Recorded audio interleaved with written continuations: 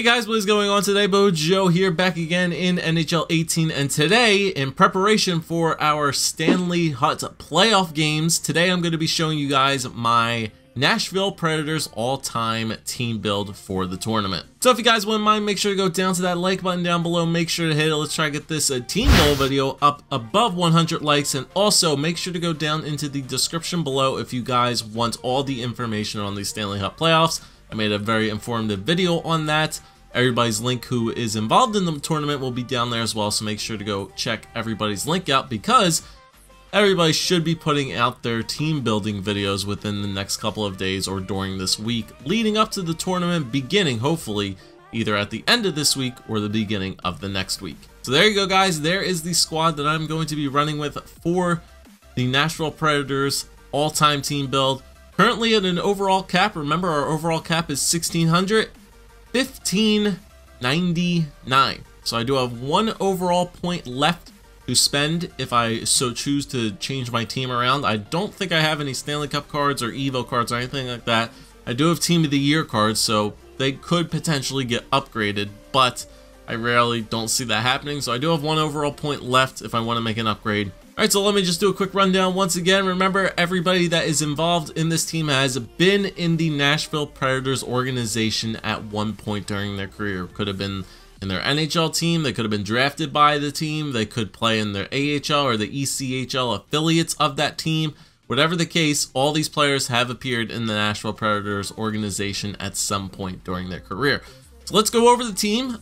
First line, 98 Team of the Year, Philip Forsberg. The 93 overall trade deadline competitive seasons reward, 93 overall Kyle Turris, and then the 92 Ruby Alexander Radulov.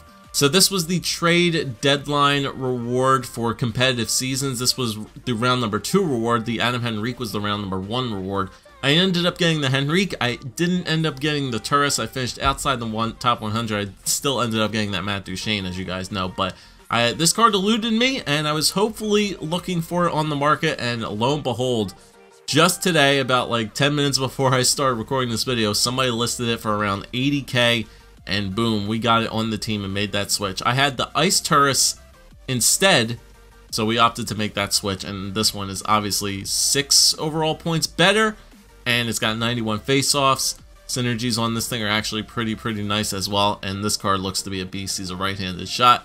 Definitely worthy of my first line center role. Now we move on to the second line. We got the Community Team of the Year, Victor Arvidsson, the Master Set player, Matt Cullen, and the Defensive Team of the Year, Victor Stahlberg.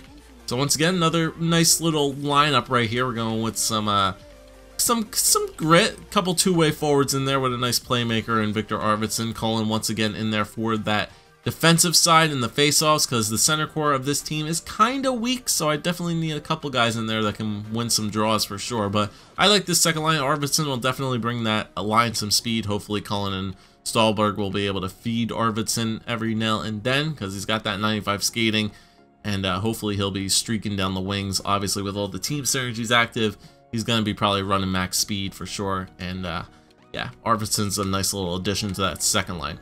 Now we're starting to get a little bit weak here on the third line with the wingers, but the left wing, one winger in the center is still pretty good. We're going to run the hero Steve Sullivan, the team of the week Ryan Johansson, and the Christmas card 83 overall Scott Hartnell. Yeah, but you guys haven't seen this card in a while. Held on to that. I have Johansson's Evo. Keep that in mind. I do have Johansson's Evo. If I do think he might get an upgrade, I will 100% switch this team of the week out for the Evo. So he won't get any activations for individual synergies. He will have the team synergies still on him, but this team of the week card is honestly just getting the deking, hand-eye, and puck control boost on him as well. So that's the main reason I'm keeping the team of the week in there. But if I think Ryan Johansson has a chance to get an upgrade, I will 100% switch the team of the week out and put his Evo in there as well. But this line's still pretty good. Like the the last pair, decently high 80 overall players with a high 90. This one got a couple high 80s and a low 90 with a low 80. Hartnell's not bad. He's got rocket skates, so I mean his skating shouldn't be too terrible. He's got 88 acceleration, 85 endurance, 88 speed, 80 agility, so he won't be able to turn all too much, but straight away skating looks to be not too bad, especially with the rocket skates and the additional team speed synergies, putting him upwards in maybe like the mid-90s. So he should be still a pretty decent card. I mean, it's probably not that easy to knock off the puck too. Hartnell's 6'2", left-handed shot on the right-handed side, so they should be sitting pretty good there on the third line. Then the fourth line is really weak, but we got the star of the month, Reed Boucher, Marcel Gotch, and Tommy Giroux. Now, if you guys remember my Pittsburgh team last year, not the first round, the second round matchup, I opted to make a change because I wanted to put a Matt Cook into my lineup, and I made the change on my fourth line to put an ECHL player on there. I'm doing the exact same thing this year. Tommy Giroux is part of the Norfolk Admirals, which is the ECHL affiliate of the Nashville Predators and the Milwaukee Admirals. So we're gonna be allowed to use Tommy Giroux, 66 overall. He's the devil, and that's what we're gonna be working with.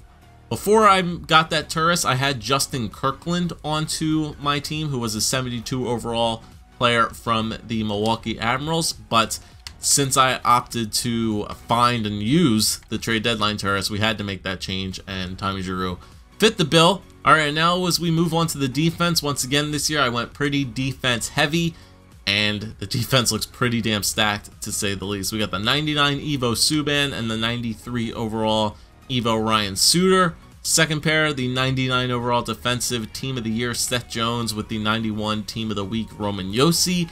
And then the final pair, the milestone Shea Weber along with a legend Kimmo Timonen. Yeah, so the defense score looks pretty good. Nobody under 90, and we got some pretty wicked shots on defense. We got 299 overall defensemen, and some really, really good defensive defensemen for sure. I mean, Suter, Subban, Jones, and Weber should really be able to lock it down. And we got, like, they're big boys too. This whole defensive core is big. Just look at it. 6 foot, 6'2" on Suter, 6'4" Jones, 6'1" Josi, 6'4" Weber. And Timonen's kind of like the little offensive guy thrown in there, 5'10". But we got some big boys back there on defense. Hopefully going to be able to lock it down for us. And, you know, I want those speedy defensemen that will be able to keep up with all the speed of other teams, as I mentioned last year. And I think this team, honestly, is going to be doing very well for us. Once again, goaltenders, they don't add to the cap total, so I can choose any goaltenders I want.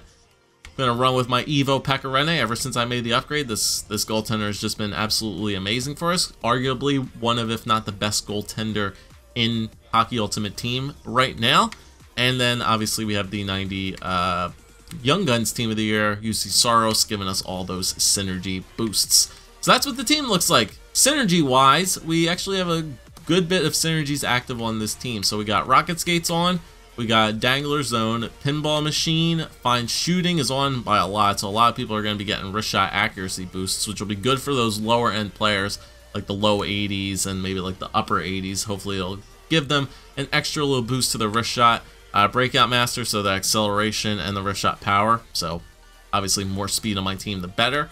And I think that's the last team synergy, the individual synergy, and then every single team synergy we have active, which, you know, the important ones. Locker Room Leaders, Silky Smooth, Thread the Needle, Angry Aggressor, and Concrete Wall are all active. So every single player on our team is going to get all 5 team synergy boosts on our team. I definitely wanted to make sure I got all of them 100% to help out the lower guys, like the third and the fourth and the second line guys.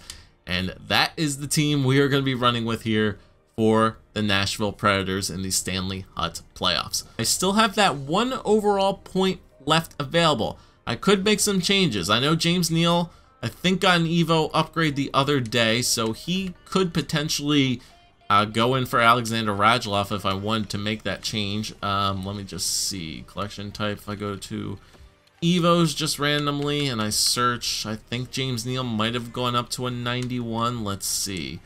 James Neal is up to a 91, so technically I could lower Radulov down. I could lower any of the guys on my team that are 92 or 91 or below, and I could opt to make that change with James Neal. I can honestly replace Steve Sullivan if I wanted to, and I could put James Neal onto the team, and that'll put me on the cap for 1,600. So James Neal, I think, is honestly one of the only other players that I think I can make a change for. I know I have like a Patrick Hornquist sitting around. I have lots of weird cards, as I mentioned, that I could definitely put on the team if I want to change the team around without going over the cap and without changing anything unless players get upgrades.